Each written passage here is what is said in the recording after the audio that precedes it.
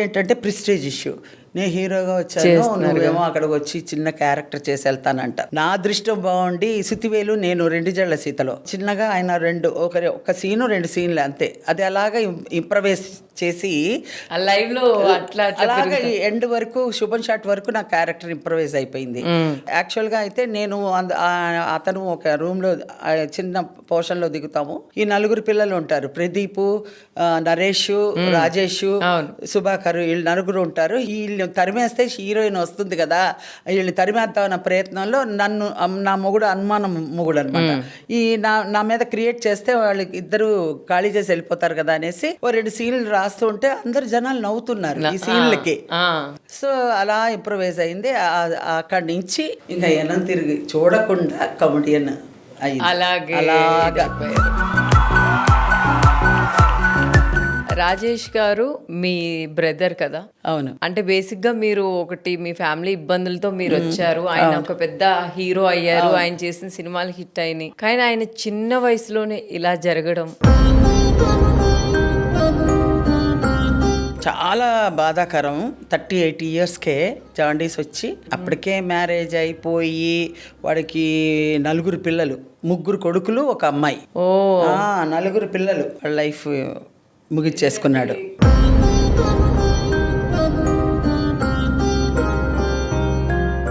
కష్టం నుంచి అన్ని మీరు చూసొచ్చి ఒక మంచి ప్లేస్కి వెళ్ళిన తర్వాత కష్టాలన్నీ భరించి సరే అని రిలాక్స్ అయ్యే టైంలో మీరు ఆయన్ని కోల్పోవడం, మీరు దాన్ని ఎలా తీసుకున్నారమ్మా? చాలా కష్టపడ్డాను. ఎందుకంటే వాడే అసలు యాక్టర్, బాగా చేస్తాడు వాడు. ఈ పైనుంచి అంటే దుక్కేస్తాడు. రియల్ షాట్స్, డూపులు కూడా చేయడు, అంత రియల్ షాట్స్ చేస్తాడు వాడు. ఆ రోజుల్లోనే ₹1,00,000 తీసుకున్నాడు, రెమ్యునేషన్ తీసుకున్నాడు ఆ రోజుల్లోనే వాడు హీరోగా. అంత బాగా పేరు తెచ్చుకున్నాడు. ఏం చేస్తాం, విధి, ఆ విధి ఉంది కదా, దాన్ని తప్పించలేరు ఎవరు. అలానే ఇప్పుడు మన తెలుగు ఇండస్ట్రీకి ఒక తెలుగు అమ్మాయి, తెలుగు బిడ్డ వచ్చింది, మీ మేనగోడలు. ఎలా అనిపిస్తుంది అమ్మా? ఆ అమ్మాయి కూడా చాలా కష్టపడింది. ఇప్పుడు నేను ఒక్కదాన్ని ఉన్నాను, నా ఫ్యామిలీ మా నాన్నగారి తర్వాత 4 పిల్లలు, 2 మొత్తం 6 చూడడానికి నాకే ఆ రోజుల్లో అంత డబ్బులు ఏమి ఇవ్వలేదు. కాబట్టి మా రాజేష్ ఫ్యామిలీని కూడా నేను చూడాలంటే అది కుదరదు. అవునమ్మా, వాళ్ళు చూడలేదు, వాళ్ళు చేయలేదు అనుకోవడానికి కూడా మేము చేసింది వాళ్ళకి ఇప్పుడు సరిపోయినంతే కనిపిస్తుంది. వాళ్ళు ఇప్పుడు ఎలివేట్ అయినప్పుడు మాకు కుదిరినంత చేసినా కూడా అది తక్కువగానే ఫీల్ అవుతారు. సో మన ఫ్యామిలీని చూడడం వేరు, వాళ్ళకి హెల్ప్ చేయడం వేరు. ఖచ్చితంగా ఎవరికైనా అది వాళ్ళు ఆలోచించాలి. అదే మా అత్త ఇలాగా వాళ్ళ ఫ్యామిలీ కోసం ఎంతో కష్టపడింది. ఇప్పుడు నా ఫ్యామిలీ అంటే నా రాజేష్, మా నాన్న, మా అమ్మ, మా 2, 3 అన్నలు అని అంటే ఆ అమ్మాయి కష్టపడవలసిన సిచ్యువేషన్ వచ్చింది, కష్టపడింది. ఇప్పుడు ఆ అమ్మాయి కష్టపడింది, అత్త చేయొచ్చు కదా అని అంటే అత్తకు అంత ఉంటే చేస్తుంది, అంత లేదు కదా. ఒక మాట అనేటప్పుడు మనం ఏదన్నా మాట అన్నా అనకపోయినా వాళ్ళకు ఉద్దేశపూర్వకంగా ఆవిడ కష్టపడిన రోజులు కష్టపడింది, వల్ల అయింది, ఆమె చేసింది అనుకోవాలి. తీసుకునే ఇది ఉండాలి. నేను చెప్తున్నా నా ఉద్దేశపూర్వకంగా, వాళ్ళ ఒపీనియన్ ఎలా ఉందో నాకు తెలీదు. నేను ఈరోజు కష్టపడ్డాను, సూపర్ మార్కెట్ దగ్గర చాక్లెట్ అమ్ముకున్నాను, నేను అంత యాంకరింగ్ చేశాను, నేను చాలా కష్టపడి వచ్చాను. అందరు కష్టపడే వచ్చారు.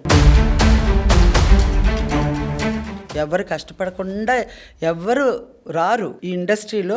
అందరూ ఫస్ట్ మెట్టు నుంచే 10వ మెట్టుకి ఎక్కుతారు. ఎవరు ఒకటేసారి 10వ మెట్టుకి ఎక్కరు. అమ్మాయి వచ్చింది, అమ్మాయి అదృష్టం బాగుంది, తమిళ్లో బాగా రిసీవ్ అయిపోయింది. అదృష్టవశాత్తు తెలుగులో కూడా మంచి పేరు తెచ్చుకుంది. ఐశ్వర్యం రాజేష్ మీ మేనగోడలు కదా?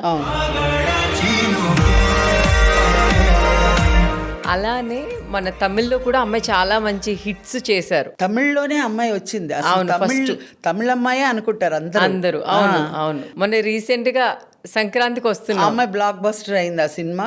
అమ్మాయికి ఆ సినిమా రావడం అదృష్టం. అంతకు ముందు 4-5 సినిమాలు చేశారు. విజయ్ దేవరకొండ గారితో చేశారు, వరల్డ్ ఫేమస్ చేసింది, కౌశల్య కృష్ణమూర్తి చేసింది, కెఎస్ రామారావు గారిది మంచి క్యారెక్టర్లే చేసింది. బట్ ఇది బ్లాక్ బస్టర్ అయింది.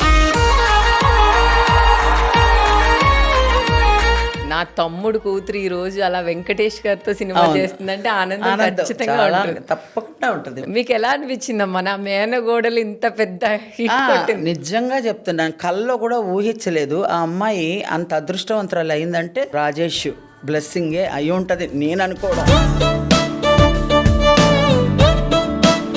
ఆ బ్లడ్ లో ఉంది, ఎక్కడికి వెళ్ళింది? అదే మా ఫాదరు, మా బ్రదర్ కూతురు, మొత్తం అంతా ఇంకా సినీ అనేది మీ ఇంట్లో పుట్టేసింది.